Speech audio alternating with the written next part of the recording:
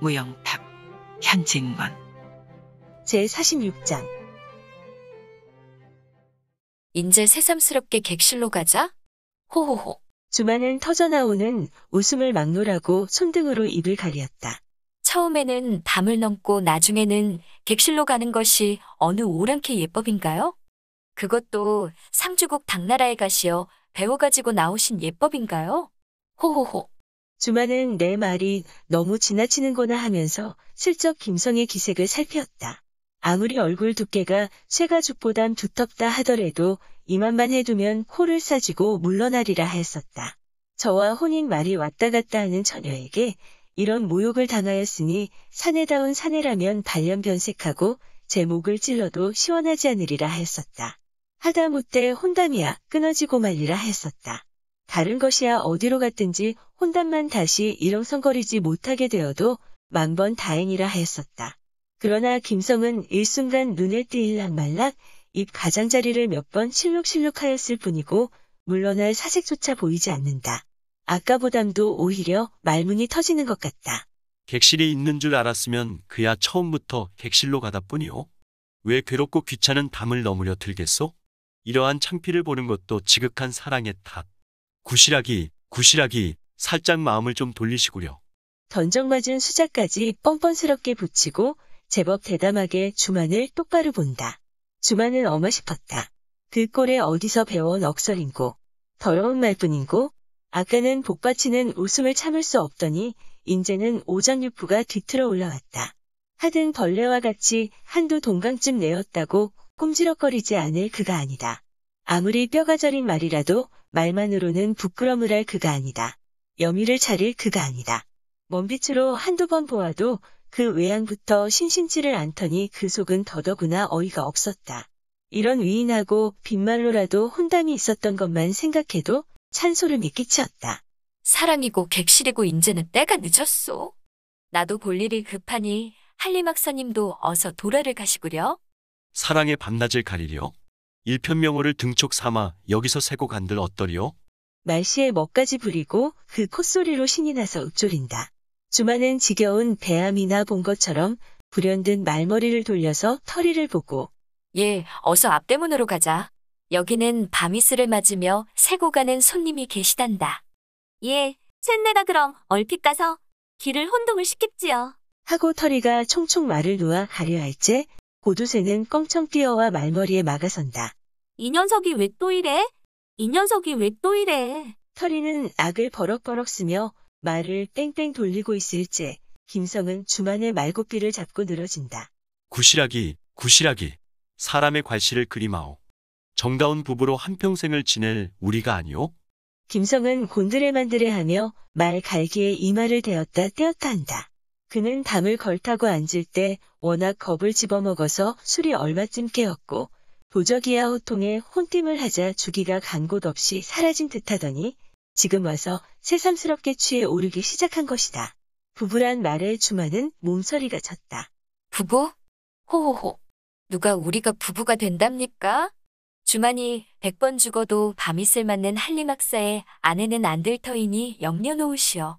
하고 주마는 획 고삐를 잡아치며 힘있게 채 쪽을 갈김에 말은 깜짝 놀라 곤두서더니 흐르렁흐르렁 콧소리를 치며 뛰어다닌다. 말고삐를 쥐고 있던 김성은 한두어 간통 땅바닥에 질질 끌리며 따라가다가 고삐를 탁 놓자 그대로 곤두라져서 디굴디굴 굴렀다. 땅바닥을 짚고 가까스로 일어앉아 개게 풀린 눈으로 주만의 주종이 앞대문으로 닿는 양을 멀거니 바라보며 예, 매정하구나. 혼잣말로 중얼거리고 나서 무너지는 듯이 그 자리에 다시 쓰러져 버렸다. 터리를 잡다가 놓친 고두새는 차광이 뛰어와서 김성을 일으키고 이게 무슨 꼴입니까? 어서 가십시다 어서. 만일 이창대 가인들이 올려나오면 이런 창피가 어디 있겠습니까? 성화같이 재촉을 하였다. 그래 가자 가. 내 아내 노릇은 죽어도 않겠다? 어디 두고 보자. 김성은 주만에 간 곳을 노려보았다. 제47장. 김성의 주종이 주만과 터리에게 못당할 망신을 당하고 돌아간 후 사흘 만에 시중 김진은 밤늦게 이찬 유종을 찾았다. 김시중 이 밤에 웬일이시오? 유종은 이 뜻밖의 손님을 맞아들이며 의아해한다.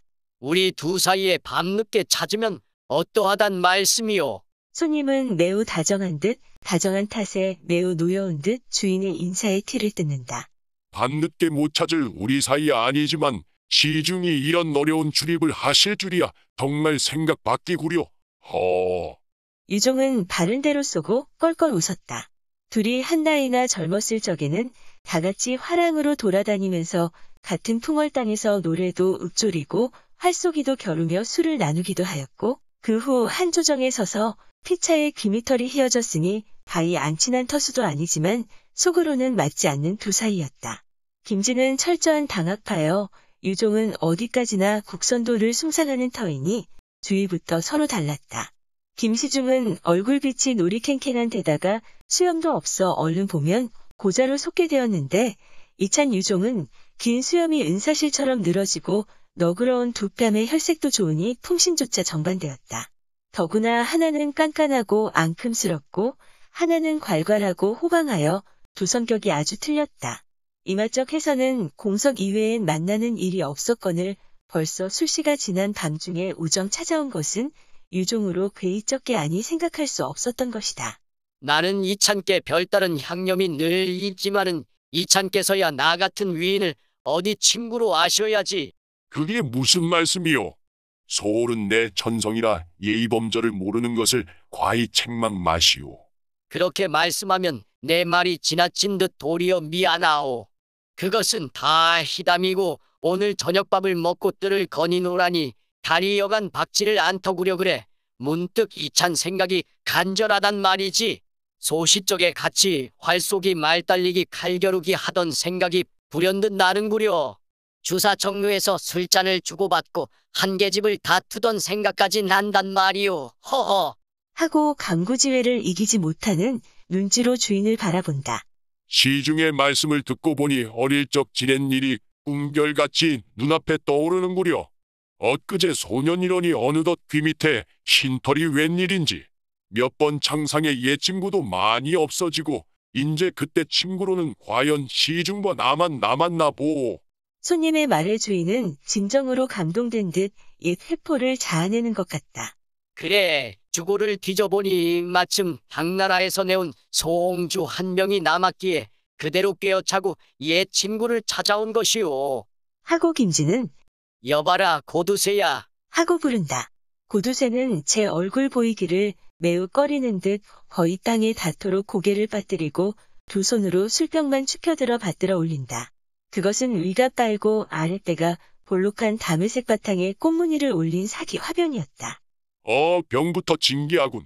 밤중에 찾아주시는 것도 고마운데 이런 진주까지 선사를 하시니. 휘황한 촛불 아래 그 둥둥 뜨는 듯한 꽃무늬를 바라보며 유종은 감탄한다. 당나라에서는 술도 술이려니와 그 술을 담는 병도 가지각색 여간 공을 들이지 않는 모양이니 토광인 중에 따는 대국이 다릅니다. 이까짓 것쯤이야 술만한 것도 못 되지만. 김진은 만족한 웃음을 띄우며 당나라 예찬의 한마디를 비친다. 병까지 이렇게 치장을 할 적에야 술 마신들 여간 취택을 하겠소. 그렇고 말고 술 종류만도 1000가지도 넘답디다. 단놈, 쓴놈, 준한놈의 순한놈에 술 이름만 외우제도 몇 달 공부를 해야 된답디다. 정말 진품이야. 우리들 손에 들어오지도 않고 이 소홍주란 것도 여러 백종인데 이것은 그 중에 중길에 나갈는지. 당나라 것이라면 무엇이든지 싫어하는 유종이지만 워낙 술을 좋아하는 그이라 당주마는 침이 저절로 넘어갔다. 제48장 주안상은 벌어졌다.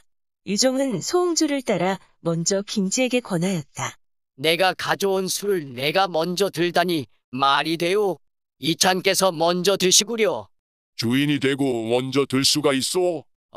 우리 사이에 주객을 따질 것도 없지 않소. 이찬께서 먼저 맛을 보셔야지.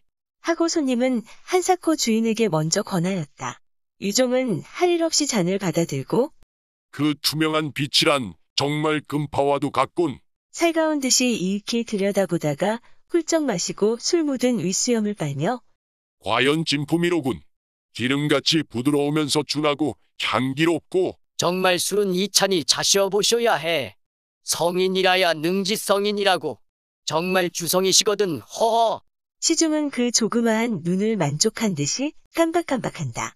미상불 내가 술을 좋아야 하지만은 어디 이런 진품이야. 많이 먹어를 보았어야지. 시중 덕에 정말 선주 맛을 보았소. 무얼 여기서 귀하다 뿐이지. 상국에 가면야 명색도 없는 술이지요. 내야 별로 술을 좋아하지는 않지만은 들어간 김이라 몇 병 사가지고 나왔을 뿐이지. 하고 제가 당나라에 사신으로 들어갔던 것을 자랑 삼아 내어 비친다. 주객은 주거니 받거니 번화하게 술이 돌았다. 김진은 술을 즐기지 않는다.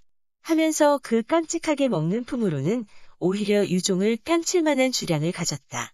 시중께서는 그렇게 절주를 잘 아시지만 나는 술이 과한 편이지. 이찬의 불그레한 얼굴에 땀방울이 숭숭 맺히었다.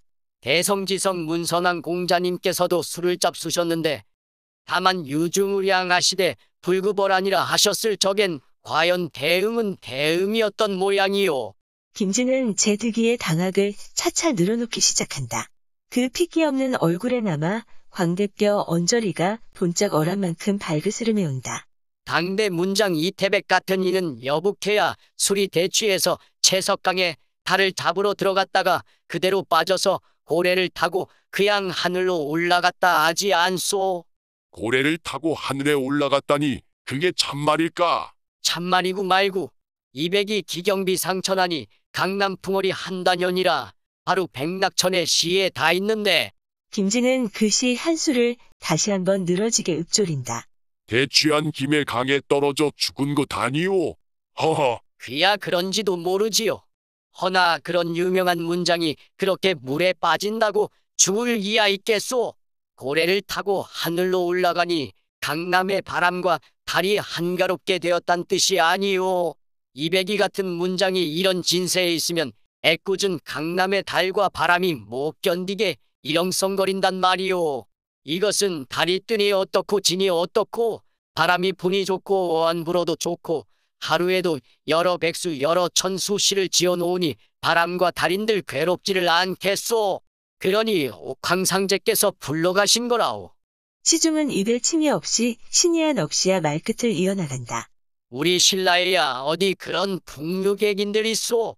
풍월 땅이니 뭐니 하고 모이기만 하면 그 응탕한 노래들이나 부르고 걸핏하면 칼부림이나 하고 살풍경이지 살풍경이야. 전애들은 술 마셔도 조가 있어서 불구벌아니지만 이것은 술 타령 계집 타령에 헤어날 줄을 모르니.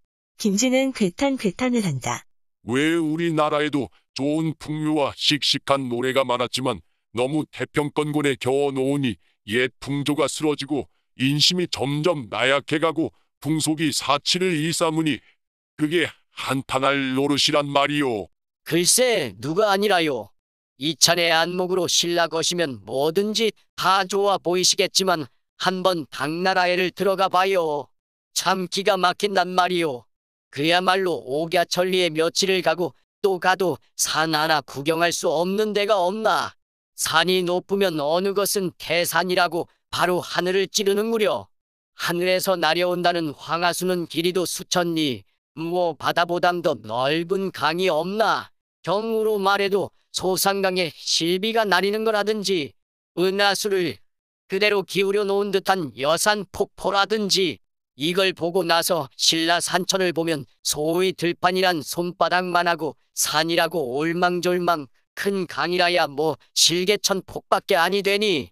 제가 그 좋은 데를 다 보았다는 듯이 풍을 떨었으나 기실 실제로 본 것보단 그래서 본 것까지 떼어와서 능청스럽게 꾸며대었다.